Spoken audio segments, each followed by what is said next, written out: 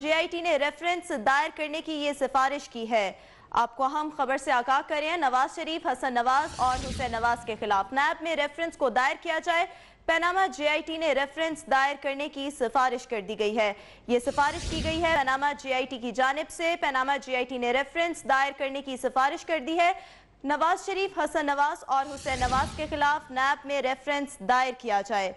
आपको अहम खबर से आगाह करें, पनामा जेआईटी ने रेफरेंस दायर करने की सिफारिश की है। नवाज शरीफ, हसन नवाज और हुसैन नवाज के खिलाफ नैब में रेफरेंस दायर किया जाए। पनामा जेआईटी ने रेफरेंस दायर करने की सिफारिश की है। नवाज शरीफ, हसन नवाज और हुसैन नवाज के खिलाफ नैब में रेफरेंस दायर किया जाए। ऑन साही इस वक्त हमारे साथ मौजूद हैं, ऑन अपडेट कीजिएगा। जी बिल्कुल, ये जो जेआईटी की रिपोर्ट थी उसके कुछ हिस्से जो है वो हमारे सामने बिल्कुल हम आपकी स्क्रीन पे आप देख सकते हैं, हमने आपके साथ शेयर भी कर दी है। इसमें बिल्कुल ये कहा गया है, जेआईटी की तरफ से ये सिफारिश की गई है कि नवाज शरीफ, हसन नवाज, हुसैन नवाज के खिलाफ नैब में रेफरेंसेस दायर किए जाए। इसके अलावा और भी बहुत सारी इसमें चीजें अभी बहुत लंबी ये जो रिपोर्ट थी, लेकिन अभी हमारे पास इसके चंद हिस्से जो है वो आए और उनसे ये भी मालूम किया जाए। इसमें ये भी लिखा है कि जो कर्ज और तोहफे की शक्ल में बेकायदगियां तरसील की गई है वो कहां से, और इसके अलावा इसमें लंदन की प्रॉपर्टीज इस बिजनेस की वजह से नहीं थी, आंखों में धूल झोंकी गई है और ये रकम सऊदी अरब में हेल मेटल कंपनी की तरफ से तरसील की गई। पाकिस्तान में मौजूद कंपनियों का मालियाती ढांचा मुद्दा हान की दौलत से मुताबिकत नहीं रखता।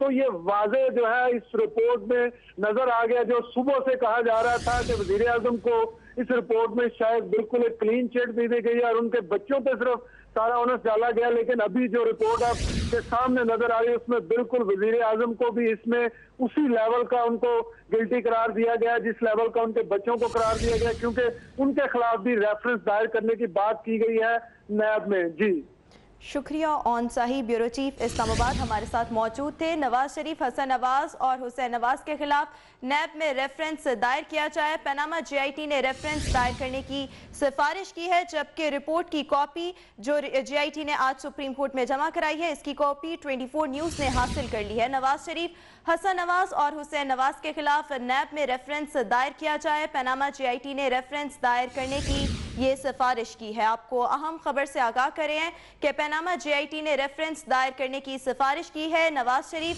हसन नवाज और हुसैन नवाज के खिलाफ नैब में रेफरेंस दायर किया जाए। पनामा जेआईटी ने रेफरेंस दायर करने की सिफारिश की है। आपको बता रहे हैं ऑन साही इस वक्त हमारे साथ मौजूद हैं, ऑन अपडेट कीजिएगा। पनामा जेआईटी ने रेफरेंस दायर करने की सिफारिश की है। जी बिल्कुल, बड़े अहम ये सिफारिशात जो है वो सामने आई हैं, जिसमें सबसे जो अभी तक की जो सबसे अहम है कि उन्होंने हसन नवाज, वजीर आजम नवाज शरीफ के दोनों बच्चे और वजीर आजम नवाज शरीफ के खिलाफ जो है रेफरेंस दायर करने की नैब में जो है वो सिफारिश की है, क्योंकि जो उनकी फाइंडिंग्स है उसके मुताबिक जो मुद्दा इन तीनों की जो आमदनी है वो उसका जो उनके वहाँ पे फ्लैट उनकी वो एसेट्स हैं उनके साथ मुताबिकत नहीं रखती है। तो इसलिए ये कहा गया है कि लंदन प्रॉपर्टीज इस बिजनेस की वजह से थी, इसलिए भी आंखों में धूल झोंकने के बराबर है। और पाकिस्तान में मौजूद कंपनियां मालियाती ढांचा मुद्दा अलहन की दौलत से मुताबिकत नहीं रखती। ये भी बताया गया है कि मुद्दा अलहन की जाहिर करदा दौलत और ज़राए आमदन में वाज़े फर्क है। तो इन सारी चीजों को मद्देनजर रखते हुए जेआईटी ने यह सिफारिश की है कि वजीर आजम नवाज शरीफ, उनके दोनों साहबजादे हुसैन नवाज और हसन नवाज के खिलाफ नैब में रेफरेंस दायर किया गया और अब नैब पे ये सारा उन्हें सापड़ा। और मैं अभी आपको और भी एक बड़ी खबर बताता चलूं कि चेयरमैन नैब इस वक्त मुल्क में नहीं है। चेयरमैन नैब पिछले 2 दिनों से हॉलैंड में है, यूरोप में है और अभी तक ये नहीं पता कि वो कब आएंगे। जो नैब जो है वो ये कह रहे हैं कि चेयरमैन नैब अगले 2 दिन के अंदर वापस आ जाएंगे और मंडे को अगली पेशी है तो उसके बाद पता चलेगा। लेकिन बड़ी खबर मैं आपको बताता चलूं कि चेयरमैन नैब, जिन पे नैब जिसको कहा गया ये रेफरेंस दायर हो, चेयरमैन नैब इतनी अहम पेशी थी आज जेआईटी की और वो मुल्क में नहीं है। चेयरमैन नैब इस वक्त हॉलैंड में है और चेयरमैन नैब जो है, जो हमारे जराये हैं वो कह रहे हैं कि कम से कम 2 दिन के बाद आएंगे। ये भी कहा जा रहा है कि शायद उनका ये स्टे जो है वो प्रोलॉन्ग भी कर दे, क्योंकि अब नैब पे काफी ओनस आने वाला है। और ये जेआईटी ने सिफारिश भी की है नैब को कि रेफरेंस दायर किया जाए और इस अहम मौके पे चेयरमैन नैब जो है वो मुल्क में नहीं है। चेयरमैन नैब पिछले 3 दिनों से हालैंड में है और कहा यह जा रहा है कि 2 दिन बाद आएंगे, लेकिन अभी तक ये वादे नहीं कि क्या वो 2 दिन बाद आएंगे या अगली पेशी पे भी वो मुल्क से बाहर ही होंगे। बड़ी अहम ये इतलात हैं जो हम आप तक पहुंचा रहे हैं कि चेयरमैन नैब मुल्क में नहीं है। और दूसरी तरफ नैब जो है, JIT जो है वो नैब को सिफारिश कर चुकी है कि वजीर आजम और उनके दोनों बेटों के खिलाफ जो है रेफरेंस दायर किया जाए। तो ये देखना है कि चेयरमैन नैब के आने तक का इंतजार किया जाएगा इस रेफरेंस को दायर करने के लिए, या फिर चेयरमैन नैब की गैर मौजूदगी में जो एक्टिंग चेयरमैन है, जो वाइस वहां पे जो है वो डिप्टी जो चेयरमैन है, क्या वो ये सारी जिम्मेदारियां संभालेंगे। लेकिन इस वक्त जब सबसे ज्यादा और सबसे बड़ा केस इस मुल्क की तारीख का चल रहा है, चेयरमैन नैब किसी ऑफिशियल मीटिंग पे इस वक्त हालैंड में है और वो कोई बहुत ज्यादा जरूरी मीटिंग भी नहीं थी जो हमें बताया जा रहा है, लेकिन चेयरमैन नैब ने ये जरूरी जाना कि वो हालैंड में हो। और जब इतना बड़ा केस जिसमें जो सबसे पहली फाइंडिंग आई है वो है ही नैब के हवाले से, तो चेयरमैन नैब इस वक्त मुल्क से बाहर है, हालैंड में है और कम से कम अगले 2 दिन के बाद आएंगे।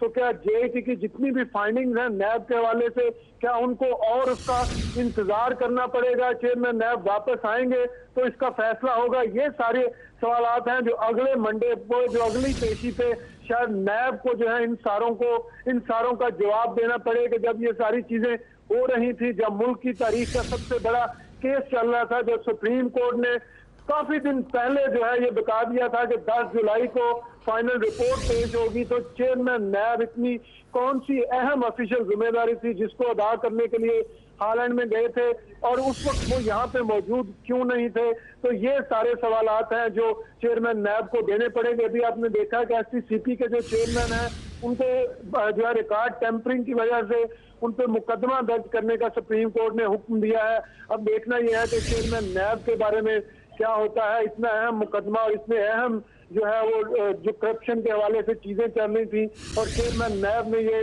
बेहतर जाना कि वो मुल्क से बाहर हों और अपनी जो ड्यूटीज है, अपने डिप्टी जो है उनको दे के वो मुल्क से बाहर चले गए। और अब कहा जा रहा है कि अगले 2 दिन में आएंगे, लेकिन अभी तक कोई चीज वाज़ेह नहीं है। क्या वजीर आजम के खिलाफ और उनके बच्चों के खिलाफ ये जो चीजें आ रही थी सामने, क्या चेयरमैन नैब को किसी तरीके से पता चल गया था या कोई और ये स्टोरी है, ये बाद में पता चलेगा। लेकिन इस वक्त वो मुल्क में नहीं है, मुल्क से बाहर है। जी अच्छा, ऑनसाई ये भी बताइएगा कि रेफरेंस दायर करने का कहा गया है, मोटी मोटी बात की गई है या ये भी बताया गया है कि कब से कब तक कुछ बेजाब्तगियां नजर आई और उनसे मुतालिक रेफरेंस दायर किया जाए? अकबर, अभी ये सारे डॉक्यूमेंट हम पढ़ रहे हैं, लेकिन एक चीज जिसमें वाज़ेह तौर पे कही गई है कि इनकी जो ज़राए आमदन है और इनका जो लाइफ स्टाइल है वो मुताबिकत नहीं रखता है। इसमें तजाद है, जिन्होंने ज़राए आमदन यहाँ पे और दौलत जो शो की है, उन दोनों में तजाद है। तो ये वो चीजें हैं, ये वो सारी जो सबसे अहम पॉइंट है कि इन्होंने बेसिकली JIT ये कहा है उसमें कि ये धूल झोंक रहे हैं, इनके जो ज़राए आमदन है वो मुताबिकत नहीं रखते इतनी बड़ी ये जो चीजें, जो इनके एसेट्स हैं उनको रखने के। तो ये इसका ये सबसे बड़ा ये मतलब है कि JIT को ये मुतमिन करने में बिल्कुल नाकाम रहे हैं, किसी तरह की मनी ट्रेल देने में नाकाम रहे हैं और ये भी बताने में नाकाम कौन सा ही आप हमारे साथ ही मौजूद रहिएगा। इस वक्त हमें ज्वाइन किया है डायरेक्टर नॉर्थ फारूक फैसल साहब ने। फारूक साहब, आप बताइएगा, आज एक अहम पेशी थी, इतना बड़ा केस है और चेयरमैन नैब मुल्क में ही मौजूद नहीं है। हाँ जी, बिल्कुल चेयरमैन नैब के ऊपर ये इल्जाम आयद होता रहा है, उनकी तरफ इशारे और उनकी तरफ उंगलियां भी उठती रही हैं कि वो मियां मोहम्मद नवाज शरीफ वज़ीर आज़म पाकिस्तान के करीबी रहे हैं और माजी में भी जब जब नवाज शरीफ वज़ीर आज़म रहे हैं कमर ज़मान को अहम ओहदों पर तैनात किया जाता रहा है।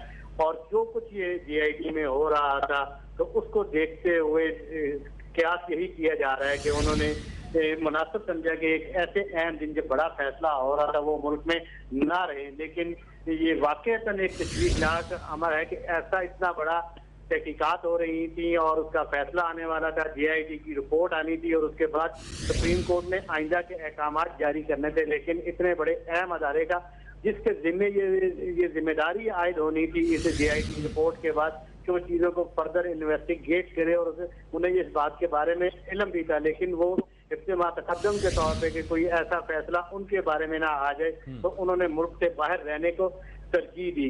और यही कहा जा सकता है उनके माजी के रिकॉर्ड को भी देखते हुए कि जिस तरह चेयरमैन एफी जो है वो इस सारे केस से असरअंदाज हुए हैं, इसी तरह नैब भी जो है वो असरअंदाज होता रहा, बल्कि जो केसेस मियां मोहम्मद नवाज शरीफ के ऊपर हदीबिया पेपर के हवाले से या दूसरे मिलों के हवाले से था, उसके जो केसेस बंद किए गए थे और उनको फर्दर प्रोसीड नहीं किया गया था, वो मौजूदा चेयरमैन कमर जमान साहब के ऑर्डर पर ही है। वो अगले उनके केस जो फर्दर प्रोसीड नहीं किए गए और रोक दिए गए, और उम्मीद गुमान गालत यही है कि आइंदा आने वाले दिनों में जब प्रोसीडिंग आगे बढ़ेंगी तो उनका किरदार भी जो है खुलकर सामने आ जाएगा और वो भी किसी न किसी ऑर्डर की नजर होंगे। जी अच्छा फारूक फैसल साहब, ये बात तो बज़ाहिर वाकई तशवीशनाक है कि इस वक्त एक अहम फैसला था और चेयरमैन नैब जो हैं वो मुल्क में मौजूद नहीं है, लेकिन वापस आ जाएंगे, रेफरेंस तो दायर हो जाएगा। इसके मुज़मिरात पाकिस्तान की सियासत पर और खासतौर पर हुकूमत पर क्या पड़ेंगे, क्या समझते हैं आप? देखें, जो है हुकूमत के हवाले से, सिटिंग वजीर आजम के हवाले से एक सुप्रीम कोर्ट की बनाई गई JIT ने ये तरदीद है कि उनके जराए आमदनी और उनका रहन सहन और उनके पास जो जायदाद है उनके आपस में मुताबिकत नहीं है। गोया के एक वाज़ेह। जी फारूक फैसल साहब, क्या आप हमें सुन पा रहे हैं? फारूक फैसल साहब से राबता दोबारा करने की कोशिश करेंगे। आप ये बताइएगा, अब रेफरेंस तो दायर हो जाएगा, देखना यह है कि जब चेयरमैन नैब वापस आते हैं तब होगा या उससे पहले डेप्यूटी चेयरमैन कर देंगे, लेकिन रेफरेंस दायर हो जाने के बाद क्या इंप्लीकेशन समझते हैं आप होंगी हुकूमत पर और आने वाले दिनों में सियासत पर? जी, इससे पहले मैं अकबर आपको एक बात बताता चलूं कि इसमें रिस्पांडेंट नंबर 8 का नाम भी शामिल है। ना सिर्फ मियां नवाज शरीफ, हसन नवाज और हुसैन नवाज, बल्कि मरियम नवाज का भी नाम इसमें शामिल है, जिनके खिलाफ रेफरेंस दायर करने की ये जो है सिफारिश की गई है। तो सबसे पहली जो ये बात है कि JIT ने, जो कि सुप्रीम कोर्ट की बनाई हुई थी, उसने ये मान लिया कि धोखाधड़ी की गई है, इन्होंने धूल झोंकी है, इनके जो जराए आमदन है और इनका जो लाइफस्टाइल है वो आपस में उसको मैच नहीं होता। तो सबसे अहम चीज है डिसऑनेस्टी की वजीर आजम पे। तो सबसे पहले तो इनका लाइफस्टाइल मैच नहीं होता। मरियम नवाज का नाम भी इसमें शामिल किया गया है कि उनके खिलाफ भी नवाज शरीफ, हसन नवाज और हुसैन नवाज के अलावा रेफरेंस नैब में दायर किया जाए। और साथ ही रहिएगा, senior anchor person Naseem Zehra साहिबा भी हमारे साथ मौजूद है। नसीम ज़हरा साहिबा, फरमाइएगा, ये जो आज पब्लिक किए गए हैं डॉक्यूमेंट्स, उनमें ये सामने आया है कि नैब में रेफरेंस दायर किया जाए, ये सिफारिश की गई है, और आज चेयरमैन नैब इस अहम मौका पर मुल्क में मौजूद नहीं है, कोई मीटिंग अटेंड करने किसी बैरून मुल्क गए हैं। नसीम ज़हरा साहिबा से दोबारा राबता करने की कोशिश करेंगे। आप ये बताइएगा कि अब नैब में रेफरेंस ठीक है दायर कर दिया जाएगा, नैब पर तो पहले अदम एतमाद का इजहार कर चुकी है सुप्रीम कोर्ट, नैब की कारकर्दगी पर, नैब की साख पर, तो आप कैसे देखते हैं अब आने वाले मामले को? बिल्कुल अदम एतमाद का इजहार कर चुके और फिर दोबारा हमने देखा कि चेयरमैन नैब भी सही मौके पर मौजूद नहीं है। लेकिन हमने ये भी देखा कि इन्हीं इदारों पे जिन पे अदम एतमाद का इजहार किया था सुप्रीम कोर्ट ने, इन्हीं इदारों में से 4 लोग जो बाहर आए और उन्होंने ही ये JIT बनाई। तो सबसे बड़ा ये मसला है कि अब लोगों को कॉन्फिडेंस दें, लोगों को ये डर ना हो कि अगर वो ऑनेस्टी के साथ अपना काम करेंगे तो उनको डराया धमकाया जाएगा। जिस तरह आज सुप्रीम कोर्ट ने अपनी वाज़े ये हिदायत दी हैं कि JIT के मेंबरान को ना तो डराया धमकाया जाएगा और ना ही इनके पेरेंट ऑफिस में उनके लिए कोई प्रॉब्लम क्रिएट किया जाएगा। तो जब इस तरह की इन्वायरमेंट होगी जहाँ पे सारे के ठीक है, और साथ ही रहिएगा। नसीम ज़हरा साहिबा एक मरतबा फिर हमारे साथ मौजूद हैं। मैडम, फरमाइएगा, आज इस अहम फैसले के दिन जब ये इसमें भी कहा गया, जो डॉक्यूमेंट्स पब्लिक किए गए हैं कि नैब में रेफरेंस दायर किया जाए हुसैन, हसन, नवाज शरीफ और मरियम नवाज के खिलाफ, चेयरमैन नैब मुल्क में मौजूद नहीं है। जी हाँ, चेयरमैन नैब मौजूद नहीं है, लेकिन वो तो एक टेक्निकल बात है। मेरा ख्याल है जो अहम सबसे बड़ी बात है वो ये है कि ये JIT की जो रिकमेंडेशन है, ये जाहिर है इससे बढ़ के कोई हुकूमत के लिए, शरीफ खानदान के लिए रिपोर्ट नहीं हो सकती थी जो इतनी इंडाइटमेंट करे, जो इनके खिलाफ इतनी चलेगी। तो जो इस वक्त कंटेंट है जो सामने आया है, जो पब्लिक हुआ है कि JIT ने जो अपनी तमाम सिफारिशात पेश की हैं अपनी तमाम इन्वेस्टिगेशन के बाद, वो तो बड़ी क्लियरली कह रही है कि जो 4 मेन लोग हैं शरीफ खानदान के, इंक्लूडिंग द प्राइम मिनिस्टर और मरियम नवाज साहिबा, उनके खिलाफ रेफरेंस दायर किया जाए।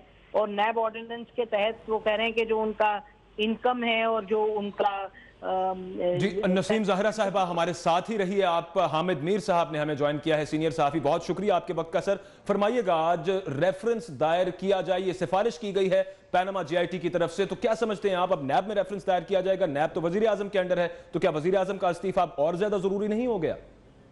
ये जरूरी नहीं है कि सुप्रीम कोर्ट जो है वो JIT के कहने पे नैब में रेफरेंस दायर करे। फैसला जो है वो JIT ने नहीं करना, फैसला सुप्रीम कोर्ट ने करना है। और ये जो JIT की रिपोर्ट है, ये रिपोर्ट इसलिए इसका मकसद सिर्फ ये है कि सुप्रीम कोर्ट को अपनी एक राय बनाने में आसानी हासिल हो और फिर वो फैसला दे।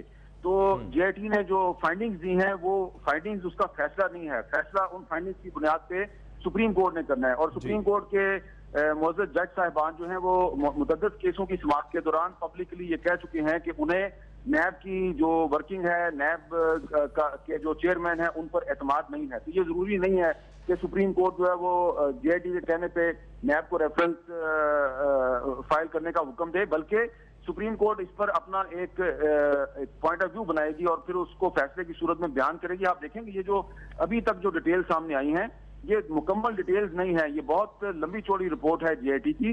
और लेकिन इसमें जो भी डिटेल सामने आई है उससे ये पता चल रहा है कि जो पनामा केस में आप जिन ऑफशोर कंपनियों का नाम सुन रहे थे, वो तो यही सुन रहे थे ना, नीलसन, नेस्कॉल, लेकिन अब तो इसमें कुछ नई कंपनियों का भी जिक्र आ गया है। अलाना सर्विसेज लिमिटेड का नाम भी आ गया है, लैम्किन का भी नाम आ गया है, कुंबर का भी नाम आ गया है, हिल्टन का भी नाम आ गया है। तो और इन कंपनियों के बारे में भी काफी सारी डिटेल जो है वो JIT ने इकट्ठी कर लिया। तो अब अगर JIT जो है उसने वाज़े अल्फाज में ये कहा है कि जो रिस्पोंडेंट नंबर 1, 7 और 8 जो है वो उन्होंने जो इंफॉर्मेशन दी है और उनके जो नॉन सोर्सेज ऑफ इनकम है उनमें और इनके तर्ज जिंदगी में बहुत ज्यादा फर्क है, तो उससे साबित हो गया कि JIT के ख्याल में ये जो वजीर आजम नवाज शरीफ हैं, हुसैन नवाज शरीफ हैं और हसन नवाज शरीफ हैं, वो सादिक और अमीन नहीं रहे। खास तौर पर वजीर आजम नवाज शरीफ सादिक और अमीन नहीं रहे।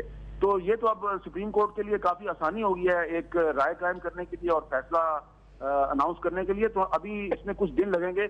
अभी जो दोनों पार्टियां हैं, दोनों फ्रीकैन हैं, वो अपने ऑब्जेक्शंस फाइल करेंगे इस JIT रिपोर्ट पर और सुप्रीम कोर्ट उनको सुनेगी। और मुझे लगता है कि 2-3 हफ्ते में फैसला आ जाएगा। नैब के रेफरेंस तक की नौबत नहीं आएगी, सुप्रीम कोर्ट एक फैसला देगी। उस फैसले की बुनियाद पर इलेक्शन कमीशन ऑफ पाकिस्तान जो है उसने नोटिफिकेशन करना है, जो भी करना है, क्योंकि यही यूसुफ रज़ा गिलानी के केस में भी होता है। इसमें एक और एंगल भी है और वो ये है कि मेरी इत्तला के मुताबिक जो कुछ डॉक्यूमेंट्स हैं उनके बारे में JIT का ये कहना है कि ये डॉक्यूमेंट्स जो जमा करवाई गई थी रिस्पोंडेंट नंबर 1, 7 और 8 की तरफ से, वो डॉक्यूमेंट्स जो हैं वो ओरिजिनल डॉक्यूमेंट्स नहीं थी और इसकी बुनियाद पर भी JIT कोई फैसला कर सकती है। इसके अलावा जो आज सुप्रीम कोर्ट ने हुक्म दिया है कि SCCB के चेयरमैन जफर एजाजी साहब के खिलाफ रिकॉर्ड टेम्परिंग के इल्जाम में मुकदमा दर्ज किया जाए, तो उसमें भी जफर एजाजी साहब को ये बताना पड़ेगा कि उन्होंने किसके कहने पे ये टेम्परिंग की थी। और अगर उन्होंने कोई बयान दे दिया किसी के खिलाफ, ख्वाह वो इसहाकदार के खिलाफ ही दे दें, तो उसमें भी काफी मुश्किलात का सामना हो सकता है हुकूमत को। तो मैं समझता हूँ कि अभी जो JIT की रिपोर्ट है उसके सिर्फ कुछ सफात जो है वो मंजर आम पे आए हैं और जो असल जो इंफॉर्मेशन है वो अभी इन सफात में छुपी हुई है। और जो खास तौर पे इस रिपोर्ट का वॉल्यूम नंबर 10 है वो बहुत अहम है। उसमें काफी सारी ऐसी इंफॉर्मेशन है कि वो अगर मंजर आम पे आएगी तो उसका सिर्फ शरीफ फैमिली को या मुस्लिम लीग नून को नहीं बल्कि पाकिस्तान को भी उसका नुकसान हो सकता है। तो अभी सिर्फ एक कंक्लूजन जो है वो सामने आया है। बहुत सी ऐसी डॉक्यूमेंट्स जो कि सपोर्टिंग डॉक्यूमेंट्स हैं और JIT ने इन्वेस्टिगेशन के दौरान वो डॉक्यूमेंट्स हासिल किए हैं, उन डॉक्यूमेंट्स के जरिए जो डिटेल सामने आएगी तो उससे आपको पता चलेगा कि पनामा पेपर्स में जो इंफॉर्मेशन सामने आई थी और पनामा पेपर्स में जो डॉक्यूमेंट सामने आई थी वो सिर्फ 10% ही JIT जो है वो 90% मजीद इंफॉर्मेशन हासिल करने में कामयाब हो गई है। अच्छा हामिद मीर साहब, आपने कहा कि ये नौबत ही शायद ना आए कि नैब में रेफरेंस दायर करना पड़े, यहाँ पे सुप्रीम कोर्ट ये हुक्म ना दे और उससे पहले ही इलेक्शन कमीशन को मामला भिजवा दिया जाए। तो क्या समझते हैं आप, क्या मामला भिजवाया जाएगा कि सादिक और अमीन नहीं रहे और इनको नाअहल किया जाए?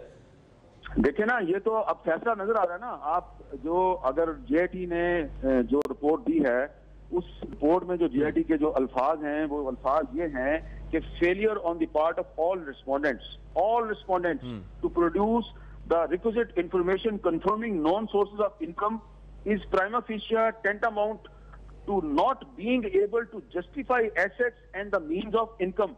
ये जो है ना, ये कह रहे हैं कि जो तमाम रिस्पोंडेंट्स हैं, सिर्फ रिस्पोंडेंट नंबर 1, 7 और 8 के बारे में नहीं कह रहे, तमाम रिस्पोंडेंट्स के बारे में कह रहे हैं, और उसमें मरियम नवाज भी आती हैं। तो इससे क्या साबित होता है कि इनमें से कोई भी सादिक और अमीन नहीं है। तो इसके बाद तो सुप्रीम कोर्ट के लिए फैसला करने में कोई प्रॉब्लम नहीं है, और सुप्रीम कोर्ट जो है वो यही कह सकती है कि ये सादिक और अमीन नहीं है, और इलेक्शन कमीशन ऑफ पाकिस्तान ने सिर्फ एक नोटिफिकेशन जारी करना है।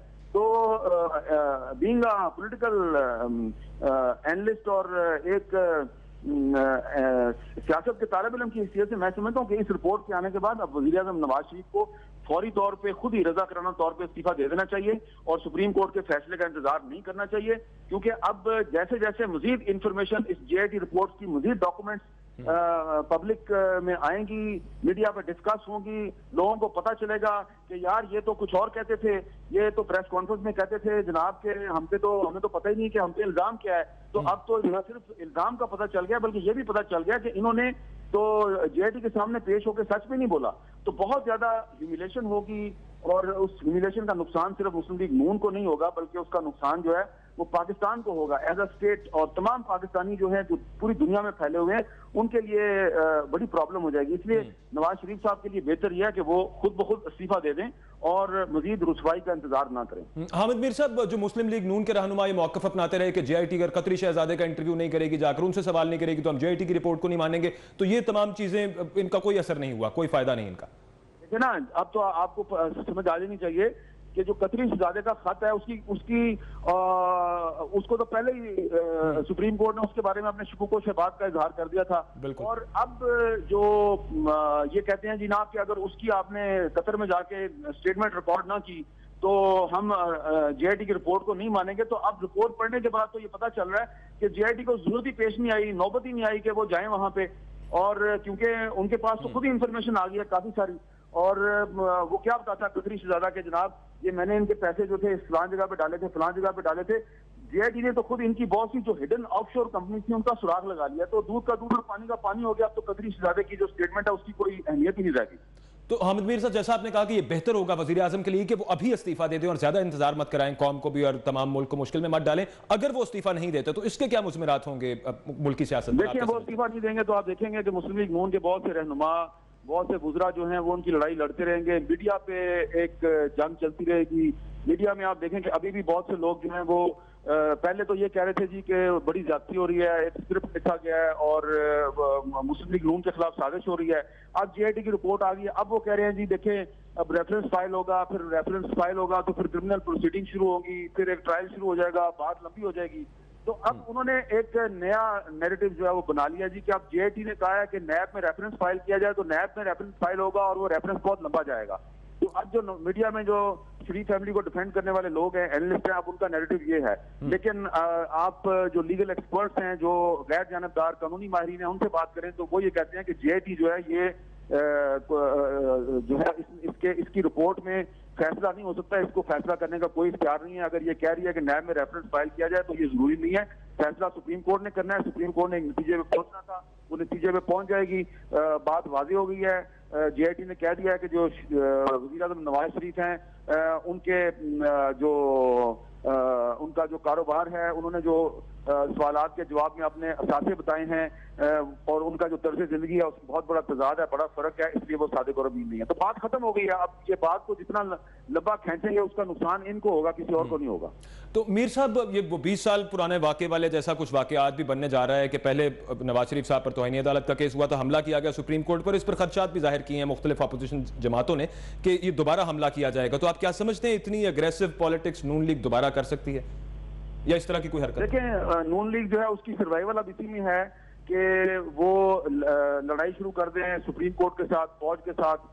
ऑलरेडी उनकी पॉलिसी ये लग रही है, लेकिन इसका उनको फायदा नहीं, उनको बहुत नुकसान होगा। और उनको चाहिए कि अभी वक्त गुजरने के साथ साथ जो JIT की रिपोर्ट है उसमें से मजीद डॉक्यूमेंट्स सामने आती जाएंगी। जैसे जैसे डॉक्यूमेंट सामने आती जाएंगी आप देखेंगे कि नून लीग का नैरेटिव भी बदलता जाएगा। और अल्टीमेटली लगता यह है कि नून लीग जो है वो कोशिश करेगी कन्फ्रंट करने की लेकिन ये जो सुबह से इनकी उम्मीद कायम थी, इनकी उम्मीद ये कायम थी कि जी नवाज शरीफ साहब के बारे में कुछ नहीं होगा और उनके बेटों के बारे में कहा जाएगा कि जनाब के ये कसूरवार हैं, लेकिन नवाज शरीफ साहब जो हैं वो बेगुनाह हो जाएंगे। लेकिन ये इनकी उम्मीदें गलत साबित हुई हैं। इन्होंने जो मीडिया में कुछ लोगों को ये तासुर दिया था कि जनाब नवाज शरीफ साहब के खिलाफ कोई चीज साबित नहीं हो रही, तो ये अब इनकी उम्मीदें गलत साबित हो गई हैं और उससे इनका जो कैडर है, इनके जो कारकुन हैं, उनके हौसलों पे भी असर पड़ेगा। And they are not in a position, ये इस पोजीशन में नहीं है कि ये रियासती इदारों के साथ मुहाजरा ही कर सकें। इसलिए मैं बार बार यही कहूंगा कि इनको सिस्टम डिरेल करने की कोशिश नहीं करनी चाहिए और पाकिस्तान के वसी तर मुफाद में अब फैसला आ गया है। GIT की रिपोर्ट जो है वो सामने आ गई है, उसकी रोशनी में सब प्रिडिक्ट कर सकते हैं कि सुप्रीम कोर्ट का फैसला क्या होगा, तो उनको खुद ही इस्तीफा दे। तो मीर साहब, जैसा आपने बताया कि जो GIT रिपोर्ट आई है इसमें ऑल रिस्पोंडेंट्स को मुखातिब करके इस तमाम बात की गई और रेफरेंस जाएगा, अगर रेफरेंस ना भी जाए, अगर मामला ECP के सामने जाएगा तो इन तमाम रिस्पोंडेंट्स के बारे में जाएगा। हसन और हुसैन नवाज का तो कोई इतना नहीं, लेकिन एयर अपेरेंट जो हैं PMLN की मरियम नवाज, उनकी फिर आगे फ्यूचर पॉलिटिक्स आप कैसे देखते हैं? वो क्या वो भी खत्म हो जाएगी? देखिए, मैं आपको यही बता रहा हूँ कि अभी पूरी की पूरी GIT की रिपोर्ट नहीं आई सामने। आप इसकी मजीद रिपोर्ट के सामने आने का इंतजार करें। इसमें कुछ ऐसे डॉक्यूमेंट्स हैं कि जो मरियम नवाज साहबा का जो मामला है उस पर भी आपको अपनी राय बनाने में और कमेंट करने में बड़ी आसानी हो जाएगी। मुझे कुछ चीजों का इल्म है, लेकिन मैं चाहता हूँ कि पहले वो चीजें सामने आ जाएं और फिर बात आगे चले। असल चीज ये है कि हसन नवाज हो, हुसैन नवाज हो या मरियम नवाज हो, ये सारे जो है इनका नैरेटिव तो ये था ना जी कि नवाज शरीफ साहब का तो नाम ही नहीं है पनामा पेपर्स में, और नवाज शरीफ साहब जो है उनको एक साजिश के तहत इसमें घसीटा गया है। और नवाज शरीफ साहब ने भी कहा कि बताएं मेरे पे क्या इल्जाम है, मुझे तो ये भी नहीं पता मेरे पे इल्जाम क्या है। तो अब GIT जो हेड, जिसके हेड हैं वो FIA के अफसर हैं, FIA चौधरी निसार अली खान के अंडर है। तो अब GIT ने कह दिया जी कि ये सादिक और अमीन नहीं है, तो बात खत्म हो गया। मेरा ख्याल है इस पर अब मुझे भी ज्यादा लंबी बात नहीं करनी चाहिए और आपको मुझसे मजीद सवाल नहीं पूछना चाहिए। काफी सारी बात हो गई है, तो मैं बार बार एक ही बात रिपीट कर रहा हूँ कि इंतजार कर लें। अभी आपको इसमें डिटेल्स सामने आएंगी। बहुत सी कंपनियां जो हैं उनका पहले जिक्र नहीं आया था, उसका सुराग लगा लिया है GIT ने, और जब उसकी डिटेल सामने आएगी तो दूध का दूध और पानी का पानी हो जाएगा और जी का जाना ठहर गया, सुबह गया कि शाम गया। बहुत ठीक है, बहुत शुक्रिया हामिद मीर साहब, आपके वक्त का। हमारे साथ मौजूद हैं नसीम जहरा साहिबा, senior anchor person. Naseem Zahra साहिबा, बहुत शुक्रिया आपके वक्त का। ये फरमाइएगा कि आज जैसा अभी हामिद मीर साहब ये बात कर रहे थे, वो कह रहे थे कि नैब तक रेफरेंस भेजने की तो बात ही नहीं आएगी। जो GIT रिपोर्ट में कह दिया गया है उसके बाद सिर्फ ECP को ये डायरेक्ट भेजा जाएगा रेफरेंस के, वजीर आजम सादिक और अमीन नहीं रहे।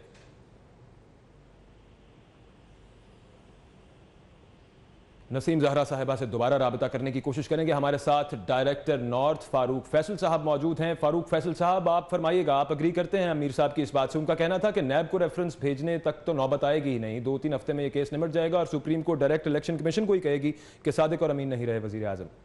GIT बनी थी, उसके टर्म्स एंड रेफरेंस में भी ये लिखा जा चुका था कि जैसे ही उसकी रिपोर्ट आएगी, उसकी रिपोर्ट की रोशनी में जो है वो रेफरेंस दायर किया जाएगा और मजीद जो कार्रवाई आगे की जाएगी। अभी ये जो 254 सफात जो है सामने आ चुके हैं, जिनमें से 251 से लेकर 254 4 सफात जो है वो सामने आए हैं। बाकी जब साथ डिटेल आएगी तो उसमें ये चीजें पता लग जाएंगी कि आया नैब इसे रेफरेंस में नया रेफरेंस दायर किया जाएगा या GIT की जो रिपोर्ट है उसी पर कोई बेंच बनकर उसका कोई फैसला कर दिया जाएगा। जी अच्छा, फारूक फैसल साहब, ये फरमाइएगा, अब एक ये भी कहना है सियासी मुबसरीन का कि नवाज शरीफ साहब को ये बहुत अच्छा वक्त है कि वो इस्तीफा दे दें, मुस्ताफी हो जाएं। अगर ज्यादा इसको डिले करेंगे तो पाकिस्तान को नुकसान होगा। अग्री करेंगे आप या डिसएग्री करेंगे?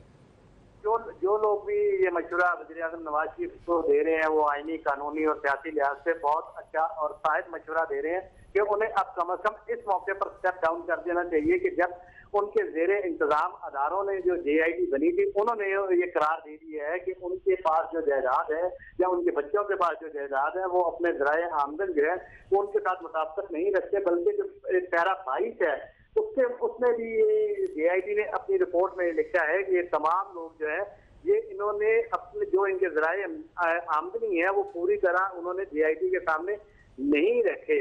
तो ये वाज़ेह GIT की रिपोर्ट की जो सिफारिशात हमारे सामने आ रही हैं उसमें वाज़ेह तौर पर इनको मुल्ज़म करार दे दिया गया है कि जाहिर है कि जिनके खिलाफ रेफरेंस दायर किया जा रहा है, जिनके खिलाफ रेफरेंस की सिफारिश की जा रही है, उनका जो है वो तमाम सबूत, उनका तमाम तरीक़ाकार रिपोर्ट में सामने आ चुका है। और जब आप डिटेल में इसे पढ़ेंगे, जब इसका डिटेल सामने आएंगी, तो आप ये सोच के या देख के हैरान रह जाएंगे कि ये पूरा कारोबार जो है इसमें होशरुबा है। ये सिर्फ 2 या 3 कंपनियां नहीं है, ये 5 ममालिक के जो हदूद है वो इसमें आती है, और हर जगह कोई ना कोई एक कंपनी जो रजिस्टर्ड है, एक कंपनी दूसरी कंपनी को पैसे भेज रही है, दूसरी तीसरी को भेज रही है, तीसरी चौथे को भेज रही है, किसी जब पैसे भेज रही है कि एक सारा। जी फारूक फैसल साहब, आपकी आवाज हमें नहीं आ पा रही, क्या आप हमें सुन पा रहे हैं? हाँ जी, देखें ये जो पूरा सिलसिले में होशरुबा है, ये सारा जो इनकी कारोबार है कंपनियों का 5 ममालिक पे और 3 बड़े आजमों पर फैला हुआ है कि एक कंपनी दूसरी कंपनी को पैसे बेचती है, दूसरी कंपनी तीसरी को बेचती है, तीसरी फिर पहले को बेचती है। पूरा एक जो है वो एक मकड़ी का जाला है, जो उन्होंने अपनी रिपोर्ट में भी लिखा है कि ये सारा एक सिलसिला स्मोक स्क्रीन जो है वो कायम की जाती थी कि पता ही नहीं लग पाता था कि कौन सी कंपनी किस कंपनी के साथ कारोबार कर रही है। वो एक दूसरे के साथ एक मुल्क में रजिस्टर्ड है, दूसरे मुल्क में वो पार्टनर है, एक मुल्क में वो कर्जा ले रहे हैं, दूसरे मुल्क में उसे लॉस में शो कर रहे हैं। तो JIT जो है वो इन सारी चीजों को वो हासिल करने में कामयाब हो गई है।